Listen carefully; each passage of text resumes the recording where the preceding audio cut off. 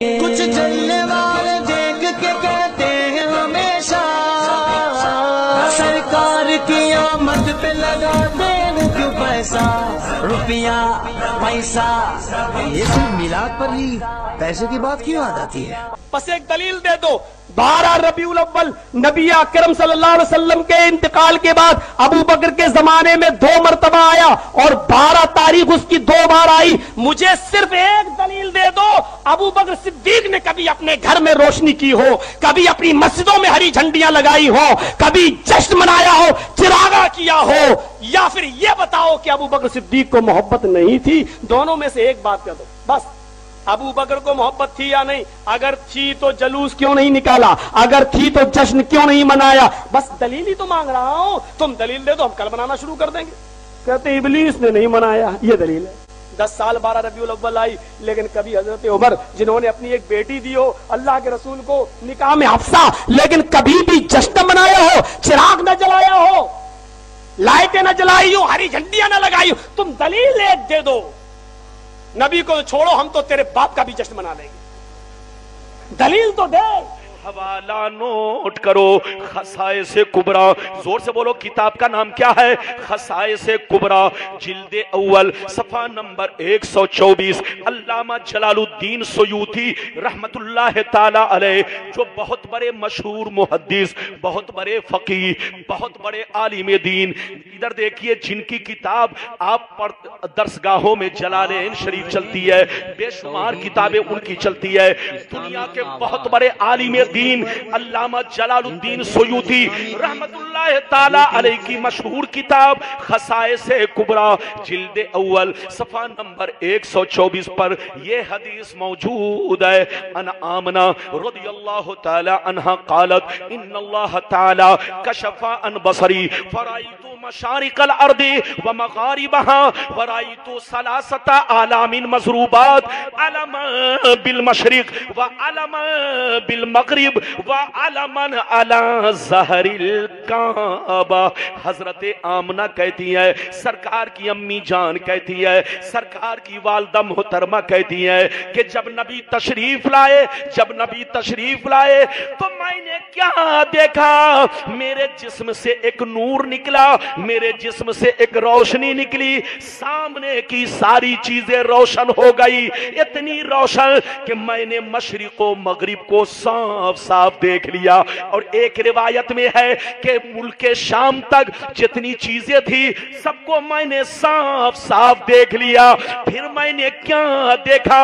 فرشتے 3 جھنڈا لے کر آئے، ایک جھنڈا پورب میں لگایا، دوسرا جھنڈا پچھم میں لگایا، اور تیسرا جھنڈا کعبے کی چھت پر لگا دیا۔ سبحان اللہ۔ یہ لوگ کہتے ہیں کہ میلاد کی خوشیاں منانا ناجائز و حرام، شرک ہے، بدعت ہے، ایسا نہیں ہونا چاہیے۔ اب میلاد والی حدیث سنیے کہ صحابہ نے میلاد کی خوشیاں منائی کہ نہیں، یا صرف ہم ہی لوگ منا رہے ہیں؟ تو حدیث سنیے، طبیعت مچل جائے گی۔ اگر کوئی ماں کا لال اس حدیث کو غلط ثابت کر دے تو 5 لاکھ روپے کا انعام۔ لیکن کسی کی ماں نے دودھ نہیں پلائی ہے، مولانا ربانی اردو کی کتاب دیکھ کر نہیں بولتا ہے، بلکہ جیسا حدیث کی کتابوں میں دیکھتا ہے ویسا ہی آپ کے سامنے بولنے کی کوشش کرتا ہے، اس لیے کوئی غلط ثابت نہیں کر سکتا۔ آپ حدیث سنیے اور حوالہ سنیے۔ مسلم شریف جلد اول صفحہ نمبر 368، کئی نمبر؟ زور سے بولو۔ مسلم شریف جلد نمبر 1 پیج نمبر 368، زور سے بولو، پیج نمبر 368 پر یہ حدیث موجود ہے۔ ان ابی قتادہ انصاری رضی اللہ تعالی عنہ قال سئل رسول اللہ صلی اللہ علیہ وسلم عن صوم یوم الاثنین فقال علیہ السلام ذالک یوم ولدت فیہ ویوم بعثت فیہ ویوم انزل علی فیہ۔ حضرت ابو قتادہ انصاری رضی اللہ تعالیٰ عنہ فرماتے ہیں کہ صحابہ کرام نے نبی سے عرض کیا، اے اللہ کے رسول، سوموار کو روزہ ہم کیوں رکھتے ہیں؟ سوموار کو روزہ رکھنے کی فضیلت کیا ہے؟ आशूरा का रोजा समझ में आ रहा है, लेकिन सोमवार का रोजा समझ में नहीं आ रहा है। आखिर रोजा रखने की फजीलत क्या है, क्यों रोजा रखते हैं, आपने हमें हुक्म क्यों दिया रोजा रखने का? तो अल्लाह के नबी ने फरमाया, ओ सहाबा सुन लो, सोमवार का दिन बड़ा मुबारक दिन है, सोमवार का दिन बड़ा मुबारक दिन है। जिस दिन मैं पैदा हुआ वो दिन सोमवार का था, जिस दिन मैंने नबूवत का ऐलान किया वो दिन भी सोमवार का था, और रमजान में जिस दिन मुझ पर कुरान उतरा वो दिन भी सोमवार का था, और जिस दिन मैंने नबूवत का ऐलान किया वो दिन भी क्या था, और जिस दिन रमजान में मुझ पर कुरान उतरा वो दिन भी सोमवार का था। इधर देखिए, हफ्ते में 2 दिन को मर्तबा हासिल है, एक सोमवार और एक जुमा। अच्छा, सोमवार का मर्तबा तो किस लिए आपने समझ लिया? अरे बोलो, सोमवार को फजीलत क्यों हासिल है? क्योंकि मेरे सरकार उसी दिन तशरीफ लाए। अच्छा, जुमा को फजीलत क्यों हासिल है? कोई आपसे पूछे तो क्या कहोगे? तो कान खोलकर सुन लो, मिशकात शरीफ में 5 बातें बयान की गई हैं कि 5 बातों की वजह से जुमा को फजीलत हासिल है। उसमें सबसे पहले नंबर पर जो बयान किया गया है कि अल्लाह ने जुमा को हजरत आदम को पैदा किया।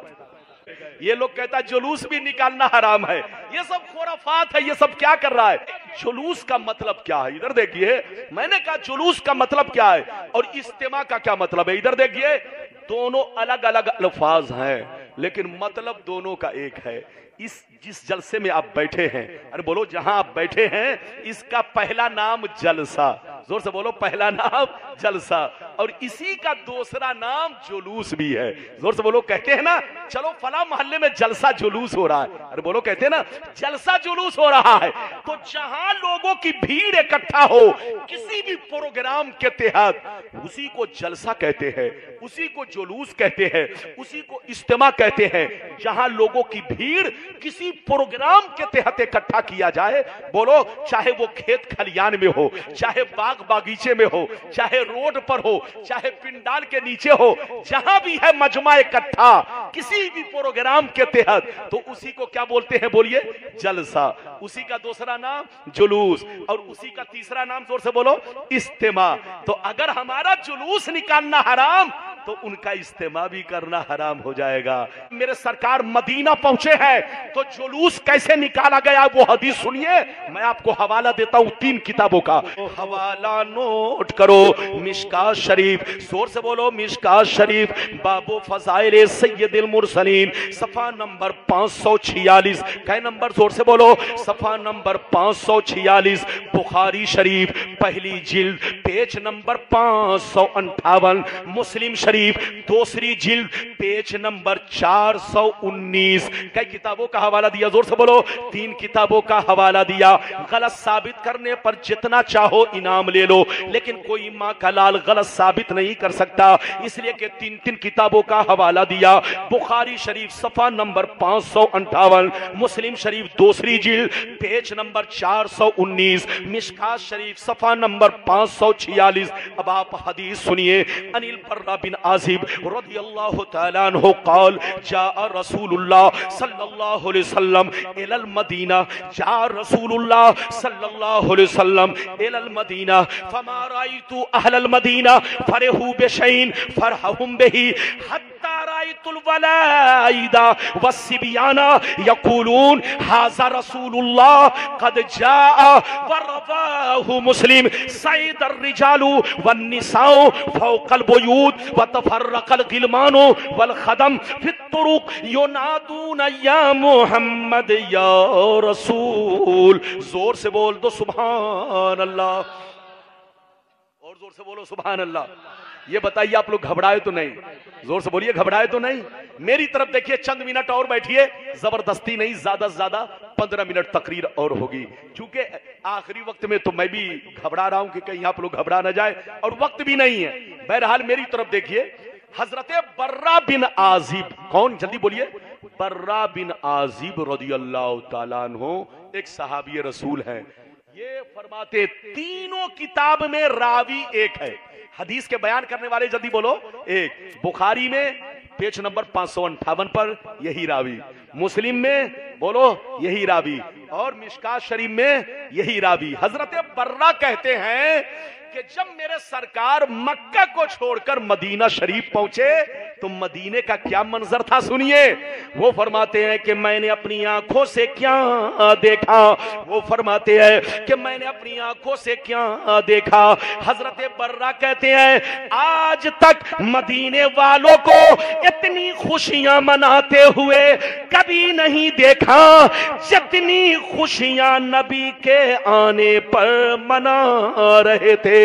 حضرت برہ بن عازب کہتے ہیں کہ میں نے اپنی آنکھوں سے کیا دیکھا, جب میرے سرکار مدینہ پہنچے تو عورتیں چھت پر چڑھ گئی, جو بوڑھے کمزور تھے وہ بھی چھت پر چڑھ گئے, جتنے جوان تھے, جتنے بچے تھے, جتنی بچیاں تھیں, جتنے غلام تھے وہ سڑکوں پر اتر آئے اور جلوس کی شکل میں نبی کے نام کا نعرہ لگانے لگے.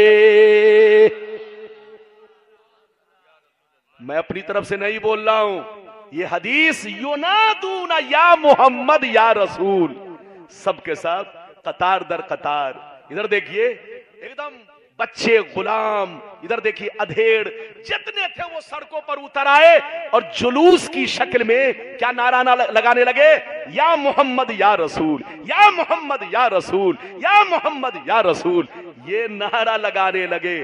حضرت برہ کہتے ہیں کہ ایک صحابی مدینے کے راستے میں مل گئے. میرے سرکار ابھی مدینہ نہیں پہنچے, ابھی درمیان ہی میں تھے کہ ایک صحابی مل گئے. وہ سرکار کے قدم کو چومتے ہیں, پاؤں کو چومتے ہیں, سلام عرض کرنے کے بعد عرض کرتے ہیں سرکار آپ کہاں تشریف لے جا رہے ہیں؟ میرے سرکار نے فرمایا میں مدینہ جا رہا ہوں.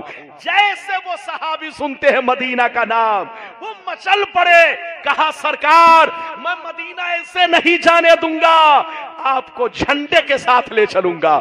غور سے سنیے, تو میرے سرکار نے فرمایا اس جنگل میں جھنڈا کہاں سے لاؤ گے؟ تو صحابی کا عشق دیکھیے, کہتے ہیں سرکار یہ میری پگڑی ہے, یہ میرا امامہ شریف ہے, میں اس کے ٹکڑے ٹکڑے کرتا ہوں اور جھنڈا بناتا ہوں, آپ کو جھنڈے کے ساتھ مدینہ لے کے چلوں گا تاکہ مدینے والے دیکھ کر سمجھ جائے غریبوں کا مسیحا آ رہا ہے, نبیوں کا امام آ رہا ہے, رسولوں کا سردار آ رہا ہے. نوٹ کرو مشکات شریف جلد ثانی باب فضائل سید المرسلین صفحہ نمبر 513. عن ابی سعید الخدری رضی اللہ تعالی عنہ قال قال رسول اللہ صلی اللہ تعالی علیہ وسلم انا سید ولد آدم یوم القیامت ولا فخر وبیدی لواء الحمد ولا فخر وما من نبی یومئذ آدم فمن سواہ الا تحت لوائی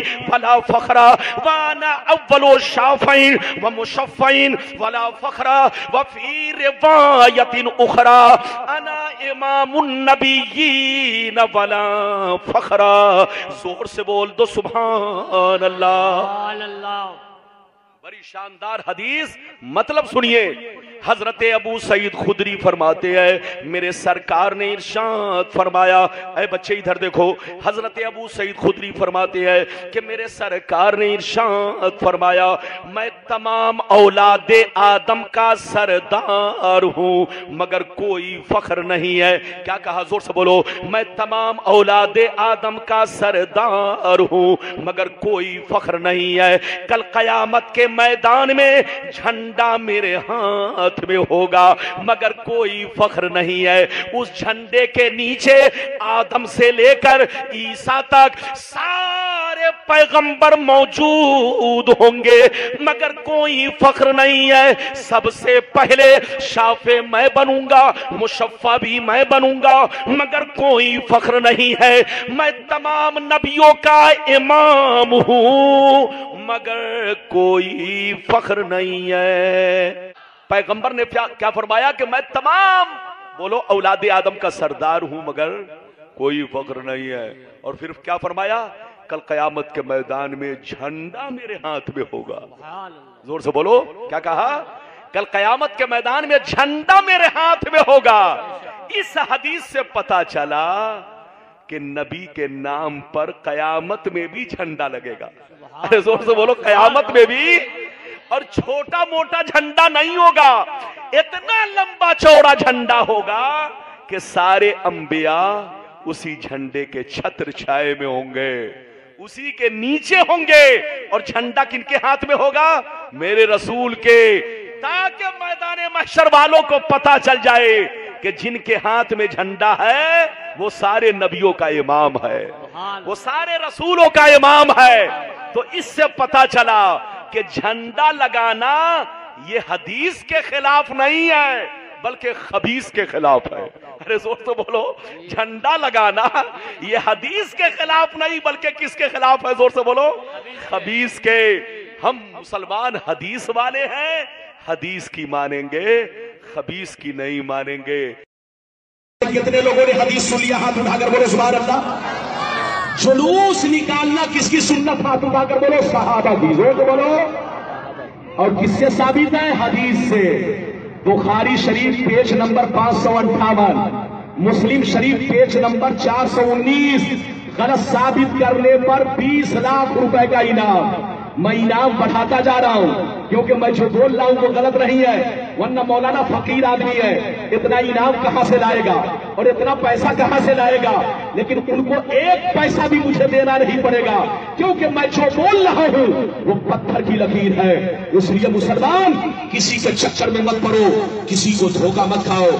اگر کوئی تمہارے سامنے حدیث بیان کرتا ہے اور قرآن بیان کرتا ہے اور اس میں نبی کی شان کے خلاف بولتا ہے تو سمجھ لینا وہ قرآن نہیں بول رہا ہے، شیطان بول رہا ہے، وہ حدیث نہیں بول رہا ہے، اندر سے خبیث بول رہا ہے۔ اس لیے مسلمان کبھی بھی دھوکہ مت کھانا، حدیث میں سب موجود ہے۔ ایک بات میں آپ لوگوں سے پوچھنا چاہتا ہوں، یہ بتاؤ جلوس نکالنے سے شان گھٹتی ہے یا بڑھتی ہے؟ ہاتھ اٹھا کر بولو۔ تو حدیث تو اپنی جگہ ہے، حدیث سے تو ثابت ہے ہی، لیکن ذرا عقل سے بھی غور کرو، عقل سے بھی غور کرو کہ اگر ناجائز ہو تو کیسے ناجائز ہوگا؟ اسلام میں وہ کام کرنا منع ہے جس سے اسلام کی شان گھٹے، اللہ کی شان گھٹے، رسول کی شان گھٹے، قرآن کی شان گھٹے، لیکن جس چیز کے کرنے سے شان نہ گھٹے بلکہ ان کی شان بلند ہو تو وہ کام کرنا ناجائز نہیں ہے۔ جو ناجائز کہے خود ناجائز ہے، جو حرام کہے وہ خود حرامہ ہے۔ اس لیے یاد رکھو، جلوس نکالنے سے شان گھٹتی رہی ہے، شان بڑھتی ہے۔ 1 لاکھ پبلک پیچھے پیچھے ہو اور مولانا ربانی آگے آگے ہو تو ڈی ایم کو بھی سوچنا پڑے گا، کلکٹر کو بھی سوچنا پڑے گا، ایس پی کو بھی سوچنا پڑے گا کہ یہ مولوی جو آگے آگے چل رہا ہے، 1 لاکھ پبلک پیچھے پیچھے چل رہی ہے، یہ کوئی چھوٹا موٹا مولوی نہیں ہے، لگتا ہے مسلمانوں کا کوئی بہت بڑا مولانا ہے، یہ مسلمانوں کا بہت بڑا پیشوا ہے۔ تو دیکھو آگے آگے ہم ہے، پیچھے پیچھے 1 لاکھ پبلک ہے، جلوس ہے، تو جلوس نکالنے سے شان گھٹ نہیں رہی ہے، شان بڑھ رہی ہے۔ صبح میں دیکھو گے تو ہر اخبار میں آئے گا، کل ہو کر دیکھو گے تو ہر اخبار میں آئے گا، تو جلوس نکالنے سے شان گھٹتی نہیں ہے، شان بڑھتی ہے۔ اے سنیو، اپنے نبی کے آمد کی خوشیاں میں جلوس نکالو تاکہ تم کو دیکھ کر دنیا کہے یہ محمد الرسول اللہ کا غلام جا رہا ہے، یہ نبیوں کے امام کا غلام جا رہا ہے، یہ اللہ کے محبوب کا غلام جا رہا ہے۔ نعرہ تکبیر، نعرہ رسالت، علماء سنت، مسلک اعلیٰ حضرت، فیضان اعلیٰ حضرت، سرکار کی آمد، سرکار کی آمد، دیدار کی آمد۔ اچھا یہ بتائیے میری تقریر سمجھ میں آ رہی ہے کہ نہیں؟ ارے بولو سمجھ میں آ رہی ہے نا؟ تو ہاتھ اٹھا کر بولو سبحان اللہ، اور زور سے بولو سبحان اللہ۔ اس لیے آج کا دور عجیب دور ہے۔ کیوں جناب؟ ادھر دیکھیے، جس کو استنجا کرنے کی تمیز نہیں ہے وہ بھی کہتا کسی حدیث میں ایسا نہیں ہے، جبکہ اس سے پوچھ لیجئے حدیث کس کو کہتے ہیں تو نانی مر جائے گی، دادی مر جائے گی، جواب نہیں دے سکتے ہیں۔ اردو پڑھنے کی تمیز نہیں ہے، قرآن پڑھنا نہیں جانتا ہے، لیکن 2 دن سے تسبیح ہلانے لگا تو کہنے لگا کسی حدیث میں ایسا نہیں ہے۔ ابے پگلا، یاد رکھ، تسبیح ہلانے سے حدیث نہیں سمجھ سکتا، اور انگلش بولنے سے بھی کوئی حدیث نہیں سمجھ سکتا. آج کل بڑے بڑے نالائق دنیا میں پیدا ہو گئے ہیں, انگلش بول کر لوگوں کو لبھانے کی کوشش کر رہے ہیں. لیکن شاید مسلمانوں کو معلوم نہیں ہے کہ امریکہ کا کتا بھی انگلش بولتا ہے, امریکہ کا بھنگی چمار بھی انگلش بولتا ہے, امریکہ میں جھاڑو دینے والا بھی انگلش بولتا ہے, امریکہ میں 2 سال کا بچہ بھی انگلش بولتا ہے, سعودیہ میں پیدا ہونے والا 2 سال کا بچہ بھی عربی بولتا ہے. تو عربی بولنا, انگلش بولنا یہ قابل ہونے کی دلیل نہیں ہے. اس لیے خبردار, تم دھوکہ مت کھانا. انگلش کو سن کر کے کبھی اپنے دل کو اس کی طرف فریفتہ مت کرنا. وہ تم کو حدیث کیا سمجھائے گا جس کا باپ دادا آج تک حدیث نہ سمجھ سکا؟ وہ تم کو قرآن کیا سمجھائے گا جس کا باپ دادا آج تک قرآن نہ سمجھ سکا؟ تم کو قرآن سمجھنا ہو تو کنز ایمان پڑھا کرو, حدیث سمجھنی ہو تو امام احمد رضا کی کتاب پڑھا کرو. نعرہ تکبیر, نعرہ رسالت, علماء اہل سنت, مسلک اعلی حضرت, فیضان اعلی حضرت, جشن عید میلاد النبی. چپ چاپ سے بیٹھو, جس کو جتنا سوال کرنا ہو میں حاضر ہوں, جتنا پرچہ بھیجنا ہو میں حاضر ہوں, لیکن پہلے اپنی بات تو کہنے دو. اجازت ہے؟ زور سے بولو اجازت ہے. پورا مجمع ہاتھ اٹھا کر بولو سبحان اللہ, اور زور سے بولو سبحان اللہ. ادھر دیکھیے, نبی بشر ہیں لیکن کسی بھی چیز میں وہ ہماری طرح نہیں ہے. بے شک اللہ کی جانب سے ایک نور آیا اور روشن کتاب. مصطفیٰ نور بھی ہے, مصطفیٰ بشر بھی ہے, لیکن کسی بھی چیز میں ہماری طرح نہیں ہے. کہیے تو اب ایک لمبی حدیث اور سناؤ. اجازت ہے؟ زور سے بولو اجازت ہے. ہاتھ اٹھا کر بولو سبحان اللہ, اور زور سے بولو سبحان اللہ, اور زور سے بولو سبحان اللہ. ماشاءاللہ, غور سے سنو, حوالہ نوٹ کرو. ترمذی شریف جلد ثانی باب المناقب صفحہ نمبر 207 پر یہ حدیث موجود ہے. ان علی رضی اللہ تعالی عنہ قال لم يكن النبي صلی اللہ علیہ وسلم بالطویل ولا بالقصیر شبن الكفین والقدمین شسن الكفین والقدمین ضخم القرادیس طویل المسربہ اذا مشى كأنما ينحط من صبب لم ارى قبله ولا بعده مثله صلی اللہ علیہ وسلم. مولا علی فرماتے ہیں کہ میرے سرکار نہ تو زیادہ لمبے تھے نہ زیادہ ناٹے تھے. میرے سرکار کا قد میڈیم تھا, میرے سرکار کا قد درمیانی تھا. مگر ایک روایت یہ ہے کہ قد گرچہ درمیانی تھا مگر جب صحابہ کے بیچ میں ہوتے تو سب سے لمبے معلوم ہوتے. ادھر دیکھیے, نبی کی پیشانی چوڑی تھی, ادھر دیکھیے, اور چہرہ اتنا چمکدار تھا کہ میں اپنی طرف سے نہیں, ابو ہریرہ کہتے ہیں کأن الشمس تجری فی وجہہ. نبی کا چہرہ ایسا لگتا جیسے چہرے میں سورج چل رہا ہو. کیا چل رہا ہو؟ زور سے بولو. جیسے چہرے میں سورج چل رہا ہو. اور دانت اتنا خوبصورت, ادھر دیکھیے, دانت اتنا خوبصورت کہ جب نبی مسکراتے تو روشنی نکلتی. کیا نکلتی؟ زور سے بولو. لیکن بدعقیدوں کے دانتوں سے لہسن پیاز کی بدبو نکلتی. اب آپ بتائیے, فیصلہ کیجئے, میری طرف دیکھیے, نبی کے دانتوں سے کیا نکلتی؟ زور سے بولو. روشنی. ایک بڑا اچھا واقعہ سنیے, بڑا شاندار. حضرت عائشہ کہتی ہے ایک دفعہ میں کپڑا سی رہی تھی, ہوا کا جھونکا آیا, چراغ بجھ گیا, میرے ہاتھ سے سوئی گر گئی, میں تلاش کرنے لگی, اتنے میں حضور آ گئے. زور سے بولو. اتنے میں حضور آ گئے. حضور نے پوچھا عائشہ کیا کر رہی ہو؟ میں نے عرض کیا یا رسول اللہ میرا کپڑا پھٹا ہوا تھا, پیوند لگا رہی تھی, ہوا کا جھونکا آیا, چراغ بجھ گیا, ہاتھ سے سوئی گر گئی ہے, تلاش کر رہی ہوں, سوئی نہیں مل رہی ہے. اتنا سننا تھا, پیغمبر مسکرانے لگے. زور سے بولو. اتنا سننا تھا, پیغمبر مسکرانے لگے. حضرت عائشہ کہتی ہے جو ہی نبی نے مسکرایا اتنی روشنی ہوئی, اتنی روشنی ہوئی کہ پورا گھر روشن ہو گیا اور مجھ کو سوئی بھی مل گئی. مولا علی فرماتے ہیں کہ میں نے نبی کے جیسا نہ تو نبی کی زندگی میں حیات ظاہری میں کہیں دیکھا کسی کو، نہ نبی کے پردہ کرنے کے بعد کسی کو دیکھا۔ اب بتائیے